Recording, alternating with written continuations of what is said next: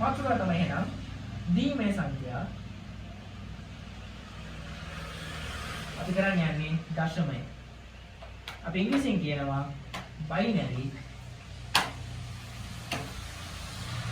into decimal. හරි මම උදාහරණයක් ගන්නම්. දීමේ සංඛ්‍යාව වලට මතක ඇති බිංදුව සහ එක විතරක් තියෙන සංඛ්‍යා. හරි.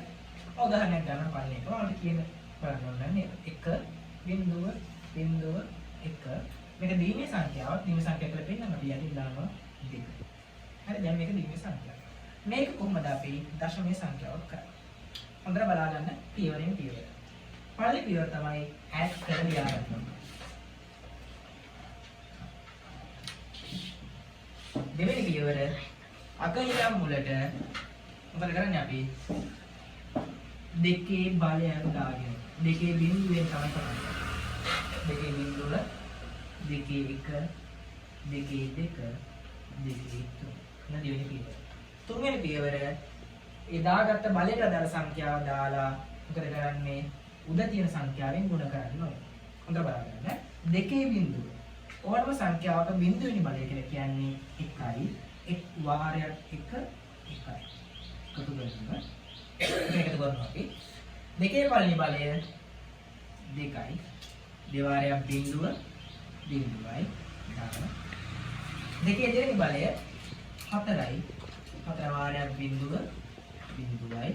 එකතු කිරීම. දෙකේ තුන්වෙනි බලය 8යි. කොහොමද මේක 8 උනේ? මම කියලා දෙන්නම්. බලයන් යන්නේ. ඒකට දෙකේ පළවෙනි බලය එනවා 2යි කියලා. දෙකේ දෙවෙනි බලය දෙවාරයක් 2 4යි. ඊපස්සේ යන්නේ 4 වාරයක් 2. එතකොට තමයි 8 වෙන්නේ.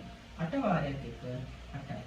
එතකොට එකතු කරලා බලමු 8යි 1යි කියලා කියන්නේ 9යි. දැන් මේක දශමයේ සංඛ්‍යාවක්. ඉන්දියාවෙන් 10 දාන්න ඕනේ. එතකොට මේක හරි ලේසි. එතකොට මේක තව එකක් සංඛ්‍යාවක් ඉස්සරහින් තිබ්බොත් මට තියාගන්න 8 වාරයක් 2 කියන්නේ 16. දෙකේ හතරේ බලය කියන්නේ 16යි. දෙකේ පස්සේ බලයට 16 වරක් 2 32යි. ඒතර ඒ විදිහට දෙකින් දෙකට යන්න ඕනේ. ඔය විදිහට තමයි අපි දීමේ සංඛ්‍යාවක් දශමයේ සංඛ්‍යාවක් බවට පරිවර්තනය කරන්නේ. හොඳට මතක තියාගන්න. දීමේ සංඛ්‍යාවක් කියන්නේ බිංදුව සහ එක තියෙන සංඛ්‍යාවක්. ඒක අපි හැදුවා අපි දන්න සංඛ්‍යාවට. ඒ කියන්නේ දශමයේ සංඛ්‍යාවට. බිංදුව සහ 9 අතර තියෙන සංඛ්‍යාවක්. හරි. බිංදුව සහ 9 කියලා අදහස් කරන්නේ බිංදුව සහ 9 විතර කියන එක නෙමෙයි. බිංදුව සහ 9 අතර තියෙන ඕනම සංඛ්‍යාවක් භාවිතා කරලා ලියන්න පුළුවන් සංඛ්‍යාවක් නේ. හරි.